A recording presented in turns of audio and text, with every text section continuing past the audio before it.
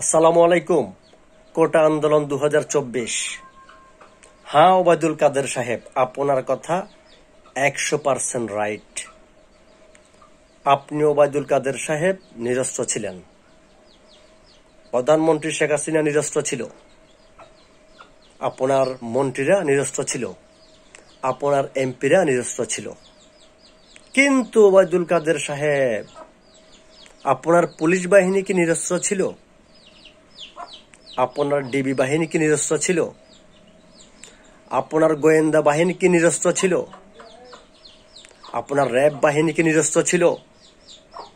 আপনার বিজিবি বাহিনী কি নিরস্ত্র ছিল? আপনার সেনা বাহিনী কি নিরস্ত্র ছিল? হেলমেট বাহিনী কি নিরস্ত্র ছিল? না। আপনারা মন্ত্রী, প্রধানমন্ত্রী, এমপি, রাষ্ট্রপতি নিরস্ত্র ছিলেন, কিন্তু আপনাদের বাহিনীগুলো নিরস্ত্র ছিল না। আপনাদের বাহিনীগুলোর হাতে ছিল মারণাস্ত্র, রাইফেল, শটগান থেকেও ভয়ঙ্কর অস্ত্র ছিল। সেই অস্ত্র দিয়েই ছাত্রদেরকে হত্যা করা হয়েছে। সেই অস্ত্র দিয়েই সাধারণ পথচারীদেরকে হত্যা করা হয়েছে। সেই অস্ত্র দিয়েই বাসার ভিতরে শিশুদেরকে হত্যা করা হয়েছে। কিন্তু আপনারা এই ধরনের বিষয়টিকে তোয়াক্কা না করে বরং আন্দোলনকে ভিন্ন খাতে প্রবাহিত করতে এখন গণগ্রেপ্তার শুরু করেছেন। এই গণগ্রেপ্তারে কার ক্ষতি হচ্ছে জানেন?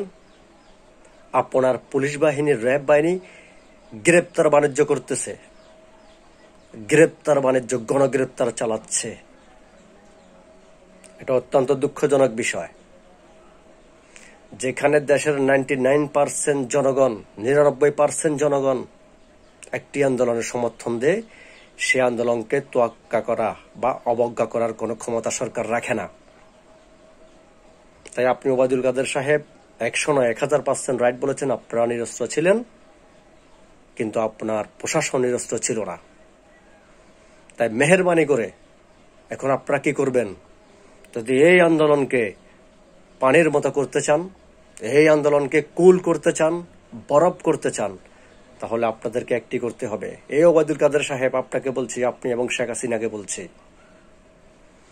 গণগ্রেপ্তার বন্ধ করুন। বিশ্ববিদ্যালয় পড়ুয়া যেসব ছাত্র নিহত হয়েছে তাদেরকে 1 কোটি টাকা করে ক্ষতিপূরণ দিন। কলেজে পড়ুয়া যেসব ছাত্র নিহত হয়েছে তাদেরকে 70 লক্ষ টাকা করে ক্ষতিপূরণ দিন। পথচারী যারা নিহত হয়েছে তাদেরকে 50 লক্ষ টাকা করে ক্ষতিপূরণ দিন। আর বাসাবাড়িতে যেসব মেয়ে শিশু নিহত হয়েছে, ছেলে শিশু নিহত হয়েছে, তাদেরকে 50 লক্ষ টাকা করে ক্ষতিপূরণ দিন। এবং এই কোটা আন্দোলনে যারা স্কুলের ছাত্র নিহত হয়েছে তাদেরকেও 50 লক্ষ টাকা করে ক্ষতিপূরণ দিন। এবং যারা হত্যা করেছে তাদেরকে বিচারের আওতায় এনে জেলে ভরুন এবং তাদেরকে দৃষ্টান্তমূলক শাস্তি দিন। তবেই আন্দোলন বন্ধ হবে, নয়তো আন্দোলন বারুদের মতো জ্বলে উঠবে, ভয়ঙ্কর দাবানলে পরিণত হবে। আল্লাহ হাফেজ।